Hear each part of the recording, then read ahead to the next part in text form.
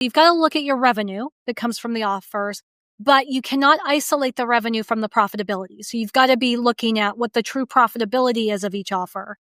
Yeah. And then we also want to look at how much joy you get, how aligned those offers are with what brings you joy, what the business is really supposed to be about.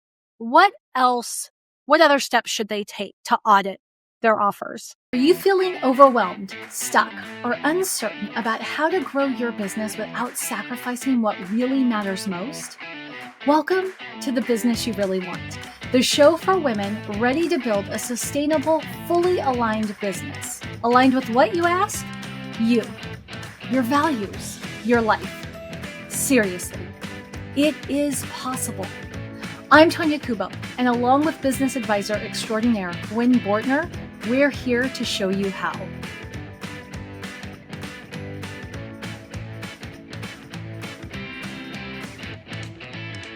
The most successful businesses tend to be known for doing one thing extremely well. Meanwhile, we have a lot of struggling entrepreneurs frantically juggling dozens of products and services, hoping that something will finally take off.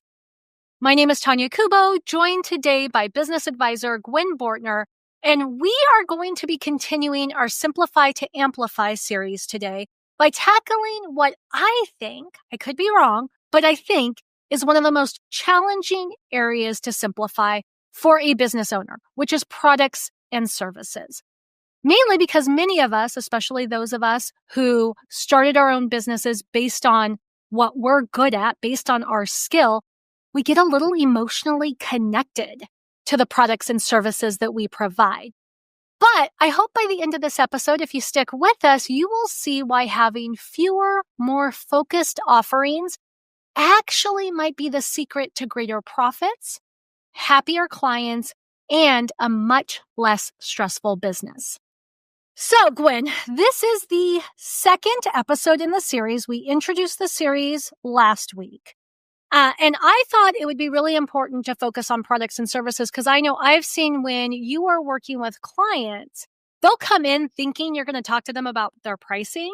And oftentimes you kind of say, well, we might need to talk about pricing, but before we talk about pricing, let's talk about what you have on offer.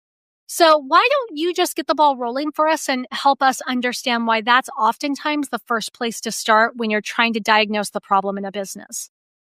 So I think the root cause of this is there is a very mistaken belief that more choices is better.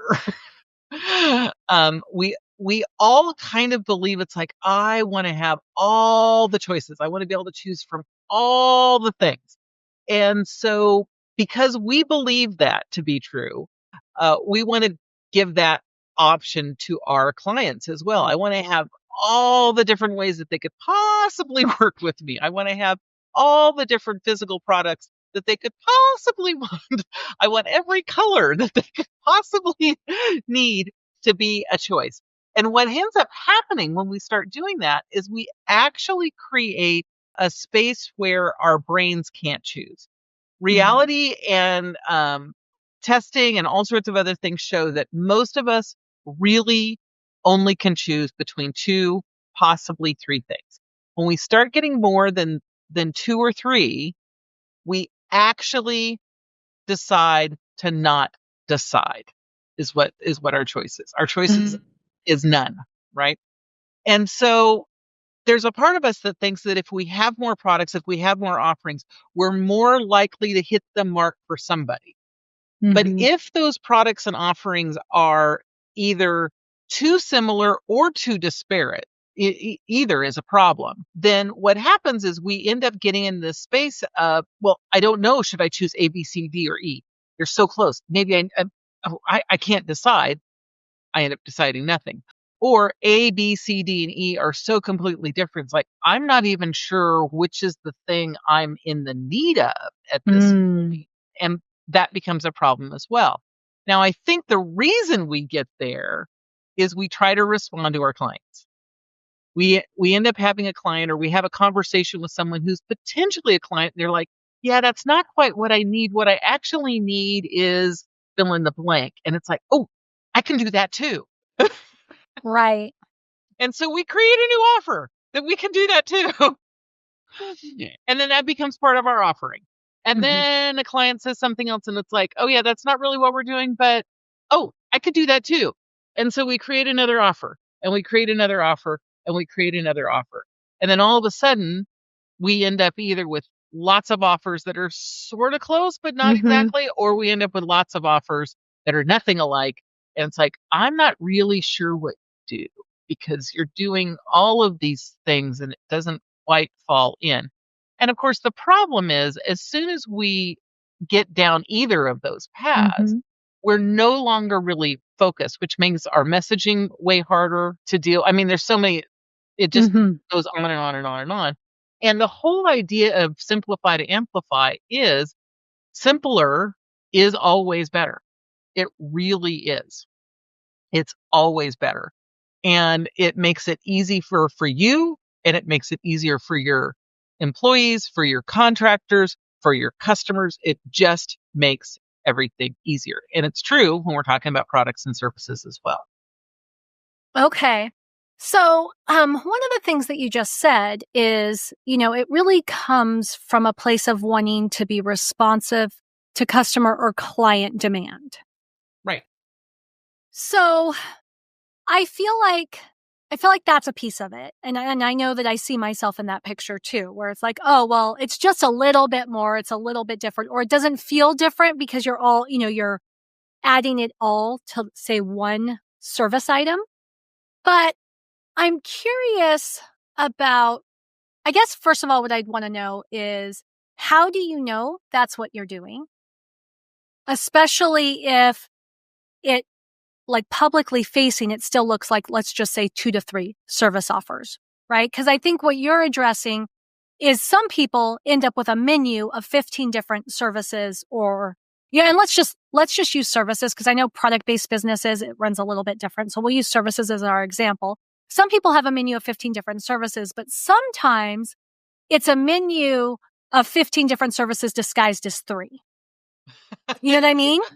Yes. So can you help I just want the listener who this episode is meant for to be able to know that it's meant for them. Can you explain the difference between those two? Like how you might know if you're the person with 15 different services or if you're the person who has 15 disguised as 3.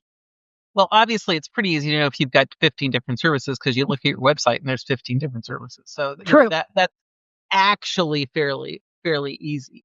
The question is, are you doing the exact same thing for service A when you've got service A, B, and C? So you've got 3 services, but like you said, it might be really disguised as 15.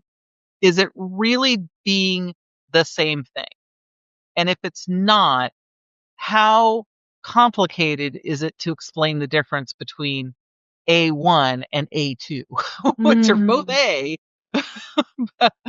right? But they're a little bit different. I'll use myself as an example. So I work with clients on a private one-to-one basis, right?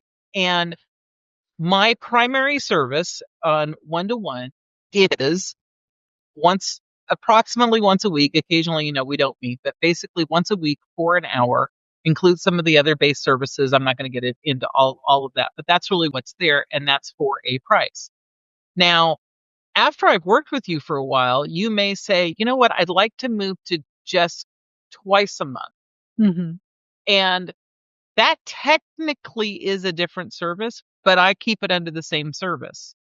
Now, part of the reason I say that I'm not doing what you're talking about is because I don't sell the second service. I only offer it to existing clients. Right? I only sell the one service. If you worked with me for long enough and it makes sense, then we might offer the other service. Right? And so that's an adjustment to the service, but very easily early on, I was actually selling the once a month, the twice a month, or the once a week, the twice a month, the once a month, all as private one-on-one coaching. And so that to me was where I was actually selling 3 services as one service because I was selling it all as private one-on-one coaching. but explaining how this one is a little bit different and why the pricing is different, what's included, but it was not an easy description, right? And so that's a pretty simplistic version of it. But it really is, do you actually offer the same thing, or is there something different that happens for customer A versus customer B?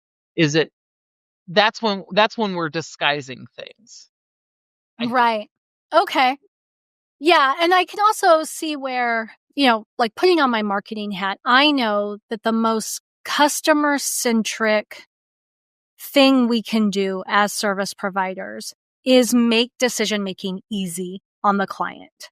Like the no should be as easy as the yes. And it's not easy if they're having, I can imagine in what you're like in the picture you painted, like I wouldn't have put that example in here, but I could see what you've done is you've put your client in the position of going, well, okay, do I need once a month? Do I need once a week? Maybe once a week is too much. Maybe it's twice a month. Maybe I need once a week now, and then next month I'll go down to once a month, right? And then there's all this energy being put toward what's the right offer when that energy could actually be put toward making progress on the problem that they're hiring you to solve. Yes. So that's from the customer perspective. And I like that we started there because I think most of our listeners care way more about their customer than they care about themselves. Unfortunately, I think that is an absolutely true statement. Right? I think we attract women who set themselves on fires to keep everybody around them warm. It's just, we know our type. I know my type because I see myself in the mirror every single day, so I can't outrun me. But, so that's where it's not helpful to the client. But then there's the flip side to my point of setting ourselves on fires to keep other people warm, where it gets unsustainable for us. Mm-hmm. What does that unsustainability look like in your mind? Well, so one of the situations is when it's just us, it's pretty easy to keep all of this in our head because we understood how we got there. We understood, we saw the whole path. We were walking the path. So we see how and it makes sense to us logically, because if it didn't make sense to us, we wouldn't have done it. Right. So we can see how we got to, these 18 services, because it makes perfect sense.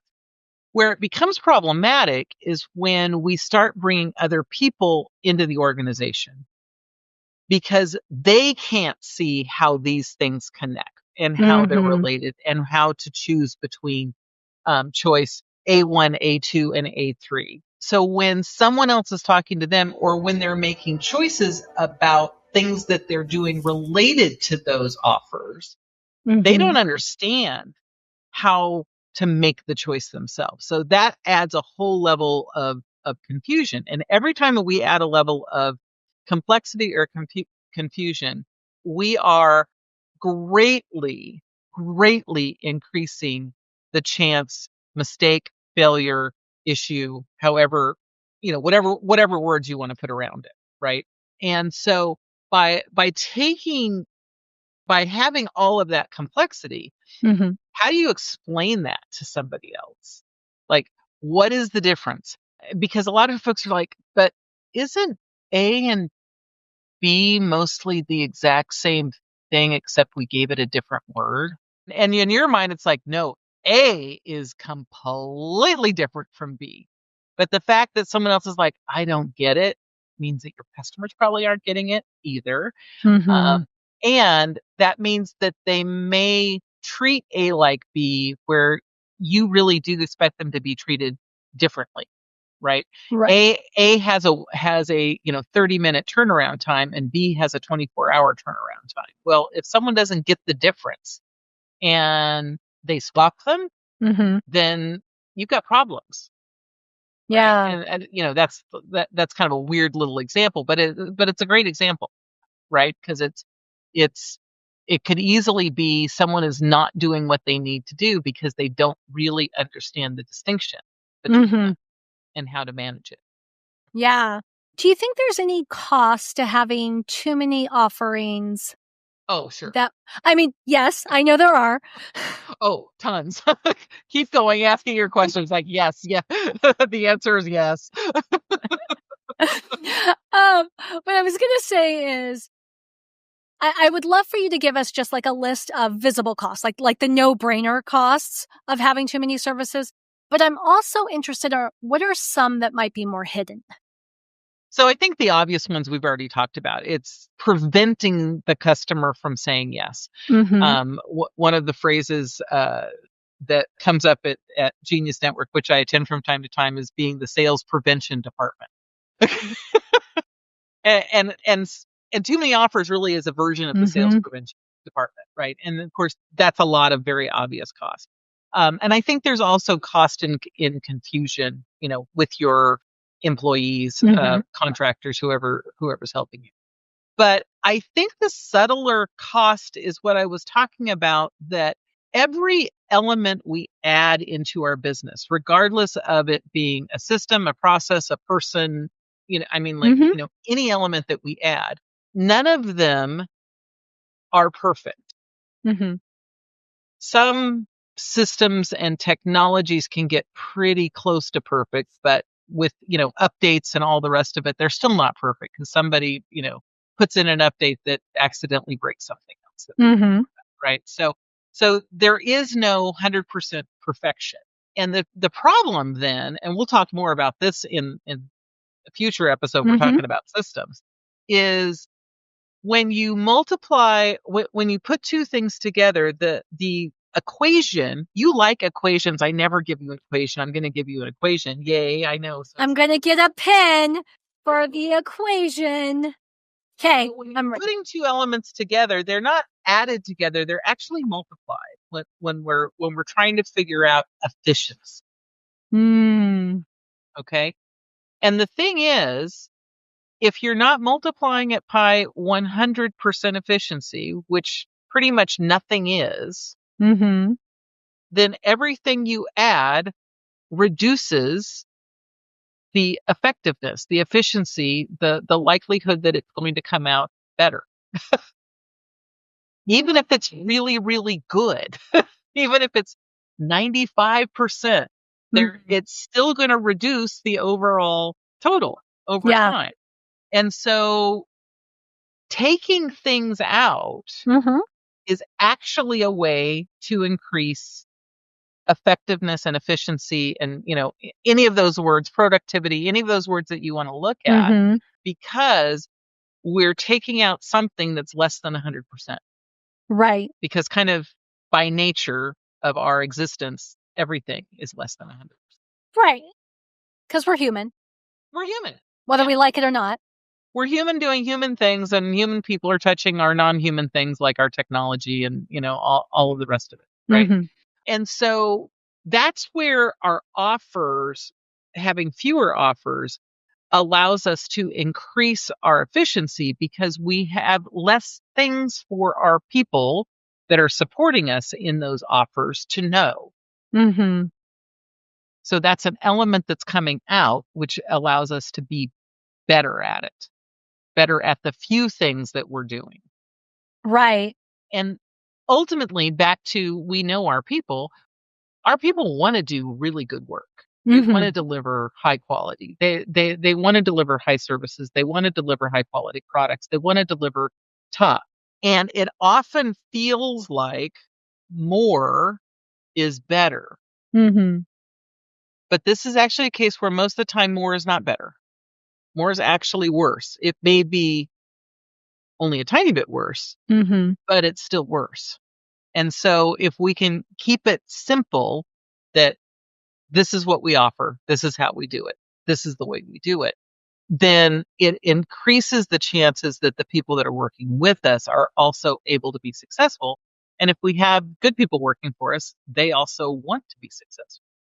Yeah. So I'm hearing, like when I'm thinking of, okay, so how do I know if my offerings are too complex based on what you're saying? or what you've said so far. I think one sign is if you can't succinctly explain what you do. When somebody says, what do you do? And you tell them, and then they say, well, tell me more about that. If they're not catching on, chances are it's too complex. I would say, you pointed out, like, if you have a library of services versus a menu of services, that's a sign things are too complex.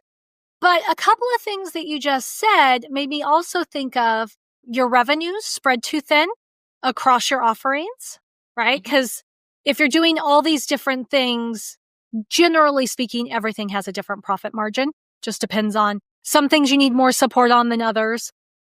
And then all those offers take more administrative work, whether you're doing the administrative work or you have a team.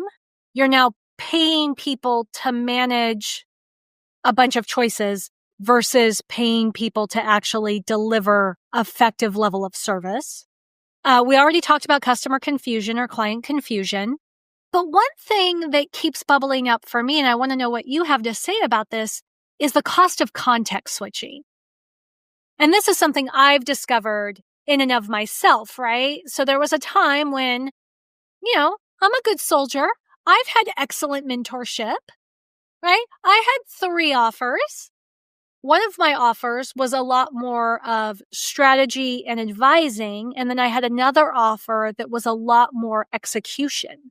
And while both of those I could give my 100% best to, it was really hard for me to juggle having clients taking advantage of both services at the same time. Yes. The context switching is one of those things that's so hard to actually track in any way. The cost of it, the effort, the energy, the time. There was a study done a long time ago at Standard Oil, which is very, very different than our, kind of environment. And it was estimated that an average worker on any given day was losing something like 3 hours out of an 8-hour day to context. Yeah. I don't know exactly how they tracked it, and I have no idea how accurate it is, but I also could believe that's true because we think we're jumping from here to here, but there is a process of finding the paper, opening up the document, getting our brain to remember where we were the last time. All of those pieces play into the context switching, right? And particularly if we're doing, what you described as what I'm going to call different levels of work. There's answering email kind of work where I'm just responding, something that comes up, I'm responding. And not that it's, bad work or lower level work or any of the rest of it, but it's very different than doing deep thought work. Now, occasionally an email comes through that requires deep thought work. And if you had that happen, you can feel like your whole momentum go, right. Because it's like, I got I'm just getting through the emails, like, stop, can't get through email because I actually have to put some really deep thought into this email, right? That's a great example of context switching. You haven't actually stopped doing what you were doing, but the context of what you were doing now is completely different. Instead of quick responses and easy answers, you're now having to do deep thought. And so what you were talking about, the strategy versus more of the tactics, that's huge context. Now, if you can, block it into giant chunks, like I do all my strategy work on Monday and Tuesday, and I do all my tactical work on, Wednesday, Thursday, Friday, as an example, then probably not as big of an issue. Rarely can we organize our lives that well when we're working with clients. Right. Not to say that we can't, because I know people who do, but rarely does that really, really work in the real world. And so that is also another cost, but it's also not a cost just for you as the provider, but that is also the kind of cost that we have with those that are supporting us. Because we have basically 3 primary products and then our entry level products. So we've got the Insight to Impact, which is our least hands-on product. Doesn't take a whole lot of onboarding, there's not a whole lot of effort that we have to put into that. But beyond that, part of what we really spend a lot of time is white glove service. So we're actually spending a lot of client interaction with our clients. And so weekly course of action, which is our next, level product, actually has a in-person onboarding process. It has elements that both you and Sophia do. I mean, there's quite a bit that goes on there. Then we have our velocity generator product, which includes the weekly course of action. So we have all of that and we add more things to it. And then we have our one-on-one private consulting client, which is a little different than Velocity, still has all the weekly course of action stuff. And so being able to say which of these things that I'm doing when I think about Sophia doing onboarding, or you doing onboarding, actually is also a context switching situation. And so if I had 7 more of these, there would be that much more time to say, okay, which one are we doing? Right. And what are the details in it? And I'm not talking about, hours of time, because guys are both extremely competent and super smart, but it's the little bits of time that are adding up, right? That's really where the problem is. It's these little tiny bits of time and they start adding up over time. And so the context switching, I think is huge. And like I said, it can be huge for you as the provider, using your example, but it also can be huge for folks that may be supporting you, because they're having to really, jump across a fence that's a fairly big fence, even if it doesn't seem like it for the first moment of it. Right. So I'm thinking of the Pareto principle right now. Oh, right? Yeah. Because I feel like I have yet to encounter much in life where the 80-20 principle does not play in. It really does. It's one of those that you don't want it to be true, but yet it is. Right. So, I mean, do you think it's true here that 20% of your offerings probably generate 80% of your revenue? Probably. At least 80% of your profit, probably. Okay.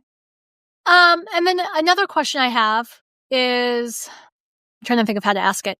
I think, but I don't know, that sometimes the highest revenue offerings aren't always the ones that should stay if you're doing a really objective audit of your offerings. But what do you think? I think that that's one that could absolutely go either way on any given day. Okay. So do you think it really comes down to factoring in profitability? It is. To me, it really is about looking at the data. You know how I feel about data. I have lovey, warmy feelings about it. Yeah, you cuddle up with the data. Yeah, because the data is the data. It doesn't have emotions associated with it. It doesn't, have all the rest of it. I recently did an analysis of our 3 offers, and depending on the level of capacity that where we are in our capacity, they all hit pretty close to the same level of profitability. Okay. Good to know. Yeah, as a percentage, right? As a percentage of dollars. Now, obviously, my higher level profits actually my higher level offers actually create more income, right? But part of my higher level offers leverage my lower level offers. So there's no reason to not do the lower level offer, because I'm still going to be doing that as part of the higher level offer. So right. That's that's an okay thing. But it's an interesting thing to look at. And some people say, oh yeah, no, get rid of your lowest level offers. Well, sometimes they actually create more money, even if they're not more profitable, but maybe they're easier to sell. Well, and what about joy? I mean, that's one of the things we talk about here on the show all the time, right? As part of sustainable success is how much fun or enjoyment you get from the work you do. So where I'd like to take us before we end today is I'd like to help our listeners audit their offerings to see if they need to simplify. And so based on what you've talked about so far, I'm hearing, okay, so you've got to look at your revenue that comes from the offers, but you cannot isolate the revenue from the profitability. So you've got to be looking at what the true profitability is of each offer. Yeah. And then we also want to look at how much joy you get, how aligned those offers are with what brings you joy, what the business is really supposed to be about. What else, what other steps should they take to audit their offers? Well, and I'm going to go back to the first one about, income versus profitability, because there's actually about 3 layers in there that we want to look at. So income is important, right? I mean, that's an important number, but we do want to say, how much does it cost to deliver that? And so that's generally it's not net profit, it's gross profit. Like what are our costs associated with that?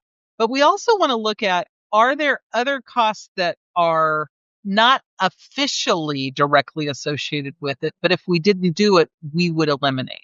Okay. And I'm going to make up an example that isn't quite true for us, but it could be true. So we offer the Savvy Syndicate as a bonus to our private clients, but we also put it out to the rest of the world as well.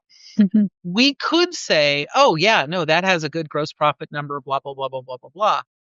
But what we might not be paying attention to is that we also have a person on staff who helps manage the travel, the organization, we don't actually have someone on staff. That would be me right now. But that's a cost too. Having you do it. Too. It's not necessarily a direct cost. We wouldn't necessarily put it quite in the direct cost, but it's related to that. And to say, oh yeah, this person who's doing, my executive assistant work also is spending X amount of time. I'm not going to put her in as a direct cost to that, but I can look at it and say, oh yeah, but that would take out, I'm making up numbers here, of course, 10 hours a month. Oh, well, that's another big chunk of change. Right. And so all of a sudden, as you start doing these things and going up, it's like, oh, this is actually a bigger cost than I think it is. Right. And so looking at not only the income and the gross profit, but also saying what pieces of the other expenses really get kind of allocated toward it to some degree. And then what are we looking at for profit? And then I really do think our effort, energy, joy, definition of success, those things that we talk about, is super, super important. So often I have folks who, very helpfully tell me, wink, wink, nod, nod, not so helpful, that I could make so much more money if I had, just big, giant group programs. It's like, I don't want big, giant group programs. That doesn't actually make me happy. I like meeting one-on-one with my clients, and they're part of what I consider my value is meeting one-on-one with my clients, right? Could I make more money? Probably. But that's also not going to bring me joy. So why should I do that? Because I'm not doing this business to just make money and be miserable. Right. Right. So I think that really is a big piece. The other thing I think that you want to be looking at as you're doing the analysis is, quite honestly, the ease of the sale. Say more about that. So if it's an easy sell, and when I say easy sell, I mean that either conversion rates are really high, you get lots of good leads. There's lots of things that can mean easy sale, and I'm not going to define, the specific. Right. But is it something that I have to work really, really, really hard at, and it generally takes, 2 years before I get a sale? You got to put that into this equation as well, right? Combined with what is the lifetime value of that sale. Right? Because I had a client a while back that changed her early entry membership offer from a more appropriate level, which was quite a bit higher, like by multiples, like 10 or 20x multiples, to a really, really cheap offer, which made it very, very easy to sell, but no one was staying in. Right? So the lifetime value really just wasn't there. It was like, oh, but it's super easy to sell. Yeah, but you're having to constantly sell it forever, right? Mm-hmm. So sometimes the easy sell may take a year, but once you have them, you've got them for 5 years. Mm-hmm. Well, that's a pretty easy sell in and of Right. itself, right? As opposed to it only takes me, 2 days to make the sale, but I've Mm-hmm. got to be making those sales constantly, constantly, constantly forever. And they don't stay in for more than a month or two, right? Right. So, that's a different version of easy sales. So Mm-hmm. what feels easy? And part of it is the messaging clear enough that people are able to say yes to it, right? Right. So I think that's another factor in how simple is it. Mm-hmm. Is the selling process easy in relation to all of the other pieces? Because you may realize it's like, oh, I've got these 5 offers, but this one just always feels like pulling teeth to try and sell it, Mm-hmm. right? Or I'm putting lots and lots of energy into it and it really isn't creating that much revenue. Or, the list can go on and on. So I Mm-hmm. think that's also part of what you want to be looking at that we haven't talked about is how easy is it to sell it? It does go back to how easy is it to message it. Right. Okay. So it sounds like, unfortunately, dear listener, we are not giving you this handy dandy easy formula of how to figure out what makes sense for you in your business, but we've given you some things to think about in terms of determining whether your offers are as comparable as you think they are. Are they easy for you to understand? Are they easy for your client to understand? Are they easy for the team to deliver? And I think once you make that decision, you'll probably see fairly clearly what makes sense to keep and what might need to be retired. Gwen, do you have a recommendation when it comes to a transition plan if you choose to eliminate offers? Like, is it just like slash and burn, effective today, we no longer do that? Do you need to sunset things over time? Is there factors that maybe I'm not thinking about? I think both can work, and it definitely depends on, what the current customer involvement in them is, right? So if you've got something that's out there that for the most part no one is doing, then you can just drop it and don't ever have to say a word about it. No one will notice, Right. right? And that's often a sign, like if you drop something and no one says, "Oh, I was thinking about doing that," it's like, yeah, okay, no, that was not, necessary for a real offer.